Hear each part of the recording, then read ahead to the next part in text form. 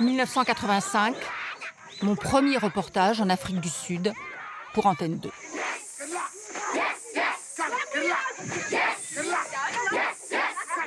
Image clandestine, le régime de l'apartheid m'avait refusé un visa journaliste. Je suivais ces femmes courageuses qui enquêtaient sur des enfants jetés en prison. Pour la première fois, des Blancs venaient à leur secours. On m'a dit que pendant que vous étiez en prison, la police avait lancé des gaz asphyxiants dans les cellules. Est-ce que vous pouvez me parler de ça? Oui, on chantait la chanson de la liberté, mais on nous empêchait de faire du bruit. Alors, les policiers nous ont lancé des gaz. La police m'a suivi, des hommes blancs avec des fusils. Et puis, j'ai reçu un coup dans mon dos qui m'a fait tomber par terre. J'ai eu envie de savoir ce qu'étaient devenues ces femmes, ces enfants. Décembre 2017, je reviens au Cap. Rues animées, ambiance décontractée, noirs, blancs, métis, reflet de la nation arc-en-ciel, rêvée par Nelson Mandela.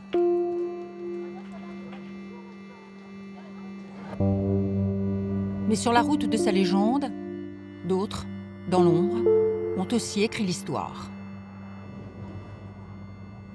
J'ai rendez-vous avec l'une de ces femmes qui m'avait tant impressionnée en 1985.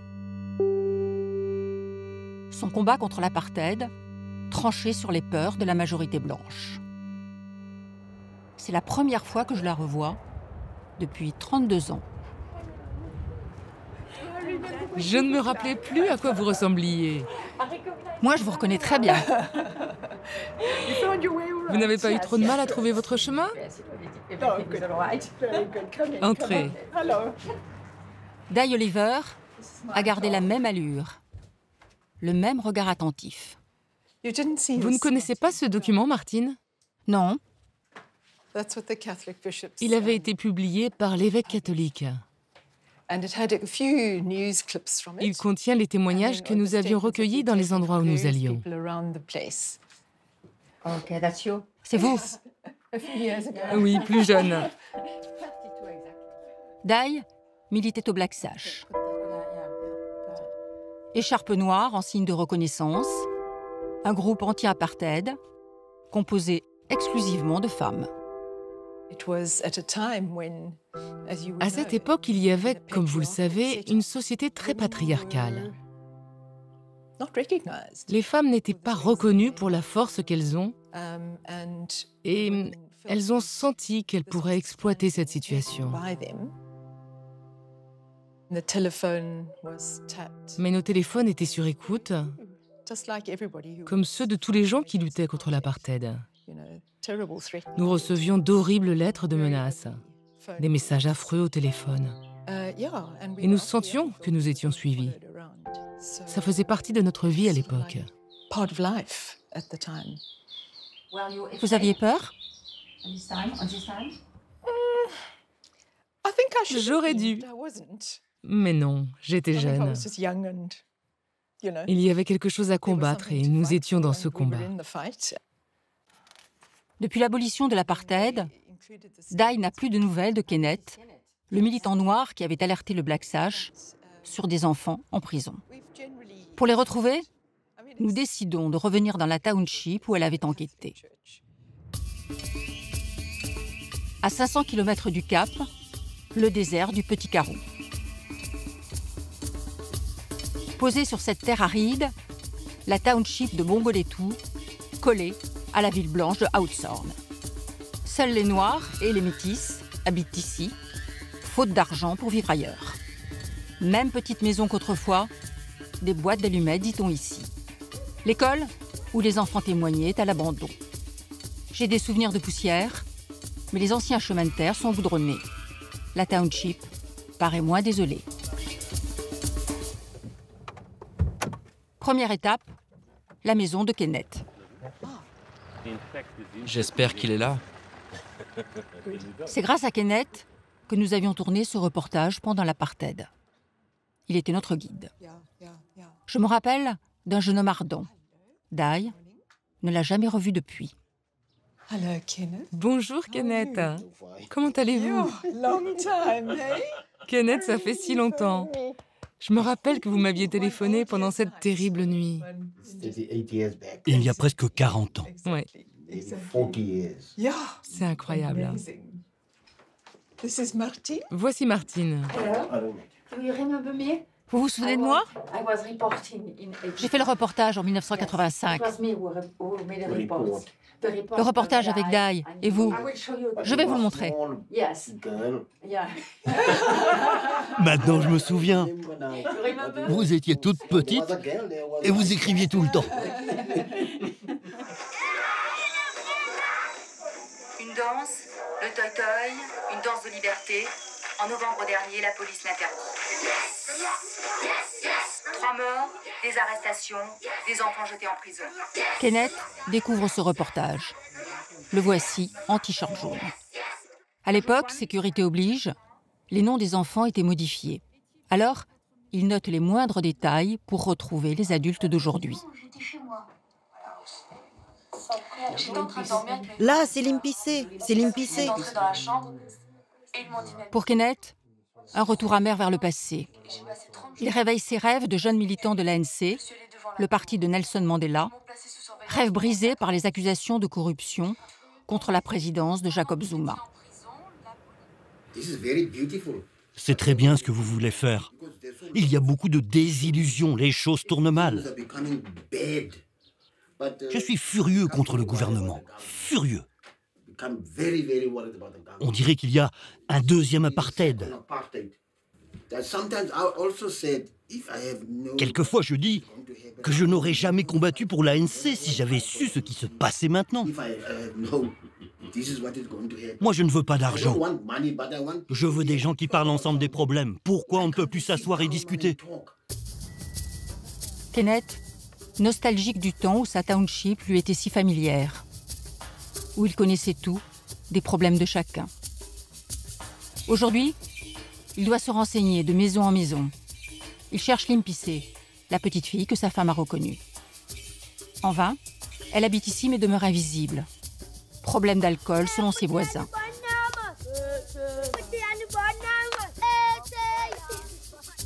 Puis il apprend que 2 des enfants de l'époque travailleraient au Cap.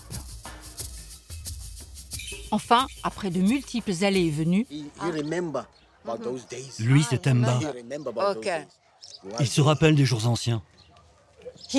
Il était dans le reportage? Oui, c'est le petit garçon. Ok. Bonjour. Bonjour. Heureuse de vous rencontrer. Dans cette township isolée, la police a les mains encore plus libres. Qui vous a arrêté? C'est la police qui m'a pris. C'est moi. C'est moi. Étiez-vous dans votre maison ou dans la rue? Non, j'étais chez moi. J'étais en train de dormir avec mes frères et sœurs. Et ils m'ont dit de m'habiller. Merci, merci. C'est bien de se souvenir.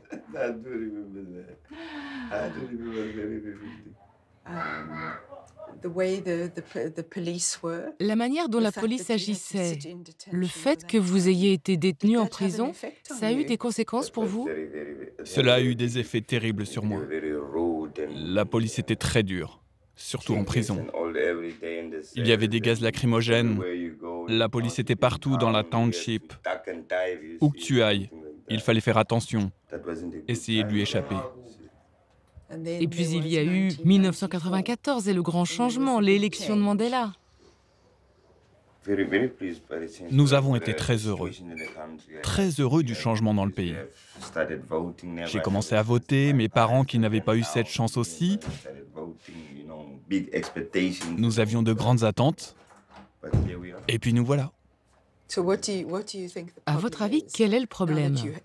Vous avez le droit de vote? Tout le monde a le droit de vote. Je pense que le chômage est le problème principal pour tout le monde dans le pays. Le chômage, pas de salaire suffisant, pas d'argent, Et ça, c'est quelque chose d'inquiétant. Le manque d'argent conduit au crime, force les gens à faire des choses illégales. Moi, je n'ai pas de travail fixe depuis 7 ans.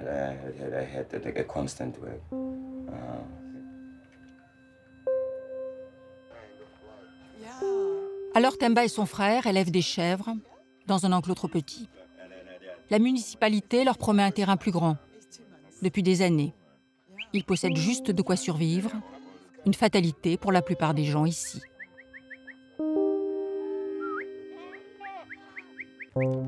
L'écart entre les revenus des Blancs et des Noirs des townships se creuse de plus en plus. Le chômage des jeunes dépasse les 50%. La violence ne diminue pas. 50 crimes par jour en moyenne dans le pays. Une réalité décevante, sans doute, pour celles et ceux qui ont tant lutté contre l'apartheid et ont même perdu la vie. 28 décembre 1985, le drame.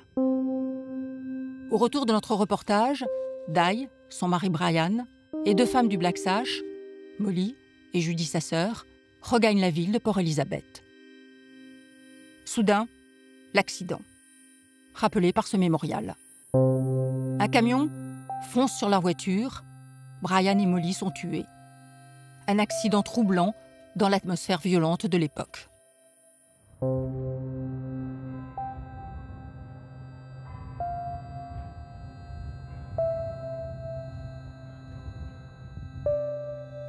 Je retrouve Judy à Port Elizabeth. Nous sommes devant l'église des funérailles de sa sœur Molly, début janvier 1986. Ça se passait ici, tout du long. Et les bus des townships amenaient les gens là-bas et les déposaient.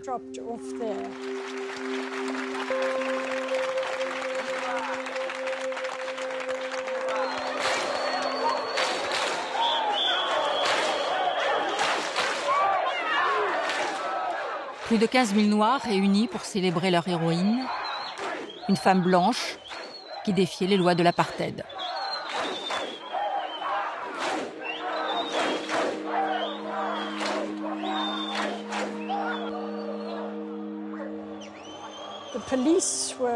La police se tenait là-bas, un peu plus loin. Et les Blancs qui habitaient en face? Ils étaient terrifiés, terrifiés. Vous avez vu un événement comparable? Non. Molly était considérée comme la mère de toutes les luttes. La mère de toutes les luttes.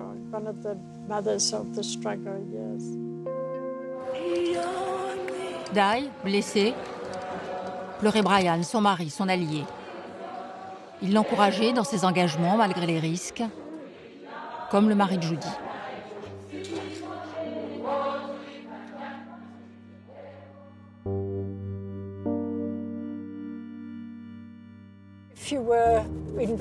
Si vous étiez dans le Black Sash, que votre mari travaillait dans un secteur qui dépendait de l'État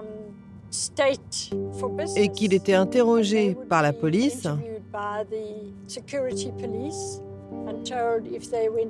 alors il n'avait plus aucune commande du gouvernement.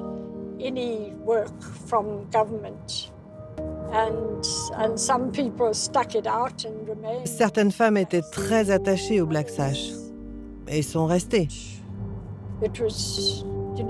Mais d'autres ne le pouvaient pas. Leur mari faisait pression sur elles. Heureusement pour moi, mon mari, bien que son travail ait été ruiné, ne m'a jamais dit « arrête ce que tu fais ».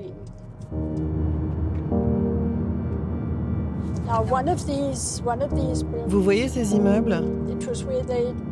C'est là que les gens étaient torturés. Judy a continué ses combats, en mémoire de Molly. Elle est même devenue l'une des très rares députées blanches de l'ANC. Aujourd'hui, elle fait confiance au nouveau chef de ce parti, élu en décembre dernier.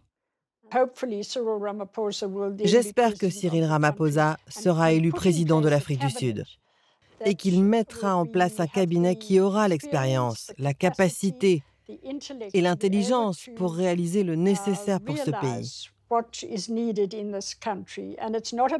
Et qu'il n'ait plus rien à voir avec l'avidité et le fait de se servir en premier comme avant. Il faut regarder les gens de ce pays. Ils ont besoin de maisons, de travail, surtout de travail. Et pour les jeunes, d'une bonne éducation.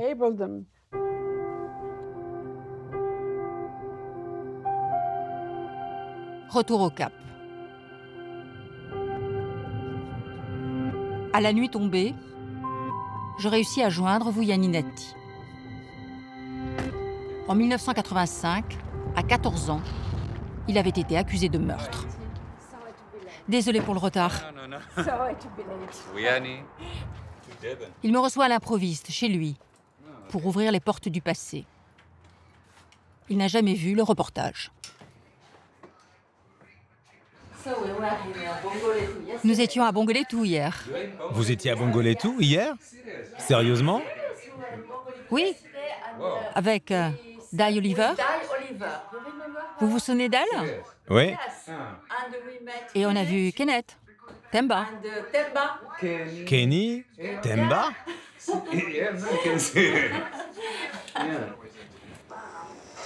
On vous accuse d'avoir tué un homme. Wow. Et c'est pour ça. C'est moi. On m'accuse d'avoir assassiné un vieux monsieur dont je ne connais que le nom. Est-ce que je lui ressemble encore? Votre fils en prison. Nango maman.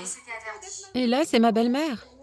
Wow. Je venais d'acheter du pain. Je rentrais à la maison. Mené avec les responsables de la township. Wow, I'm so excited. Je suis tellement ému. C'est le dernier témoignage du travail mené par Brian Bishop et Molly Blackburn. Aux funérailles, ils étaient 15 000 venus de toute l'Afrique du Sud, 15 000 noirs. J'étais là aussi. Wow. C'est incroyable. C'est vraiment incroyable.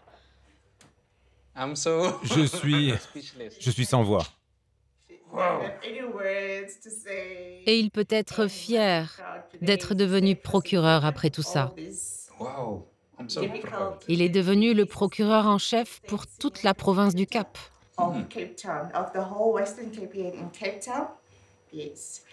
Et il a une fille brillante. Regardez-la. Elle me ressemble au même âge. Oui, elle a pris ton visage quand tu étais jeune.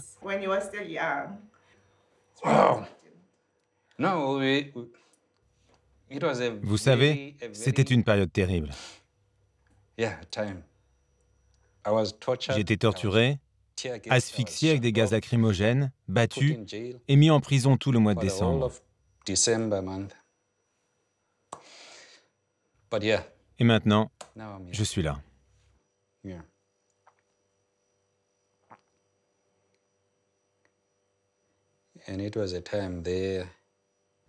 C'était une période où les policiers allaient de porte en porte. Je dormais tout habillé parce que vous ne saviez pas quand ils allaient vous attraper.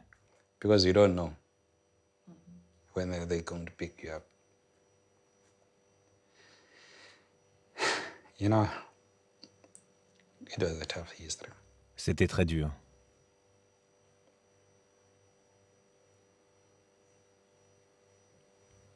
Je ne sais pas quoi dire de plus. Que ressentez-vous quand vous voyez ces images de votre père? C'est triste et effrayant. Je ne voudrais pas vivre ça. Elle ne connaît pas cette histoire.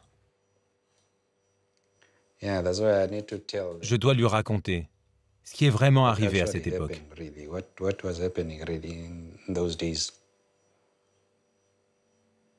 Imaginez, j'avais 14 ans.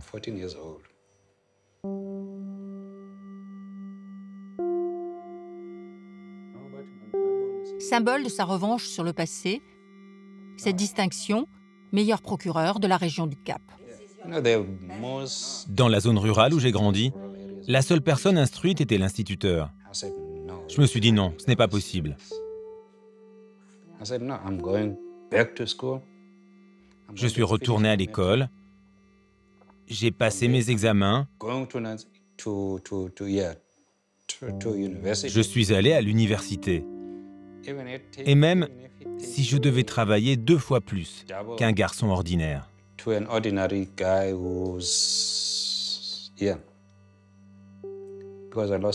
J'ai perdu mon frère. Et je me suis dit, je vais réparer tout ce mal.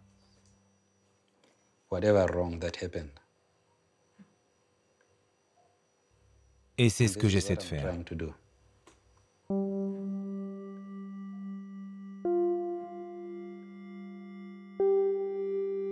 Vuyani a renversé son destin. Cette petite fille aussi. Je venais d'acheter du pain. Je rentrais à la maison. La police m'a suivi. Des hommes blancs avec des fusils. Et puis, j'ai reçu un coup dans mon dos.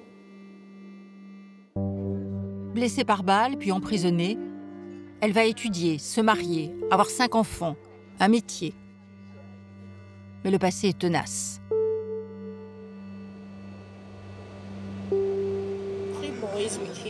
Trois garçons ont été tués ce jour-là.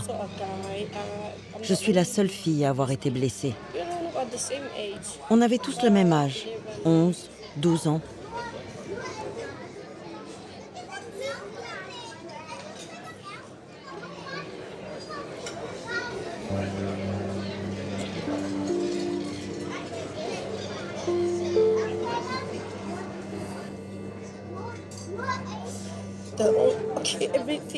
Je me souviens de tout.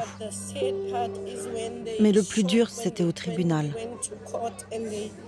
Ils m'ont montré la photo d'un des garçons. Le crâne éclaté.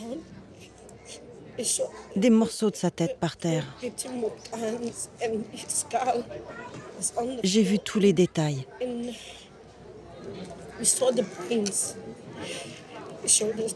Je n'oublierai jamais.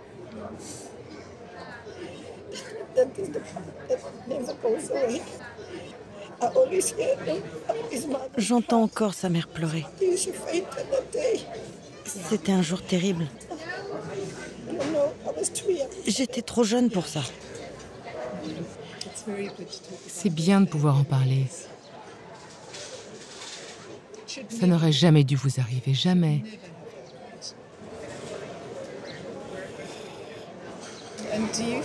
Est-ce que toutes vos souffrances vous ont servi dans la vie? Oui. Et aujourd'hui, je suis assise ici. Et je peux dire que je travaille au Parlement. Quand je regarde autour de moi, je nous vois assis sans crainte. Nous, les Noirs, on n'a plus peur d'être harcelés. On ne nous dit pas qu'on n'a rien à faire ici. On ne se sent plus jugé tout le temps. Il y a beaucoup de changements.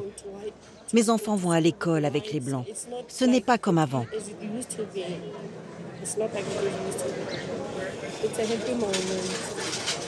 Pour moi, c'est un moment heureux.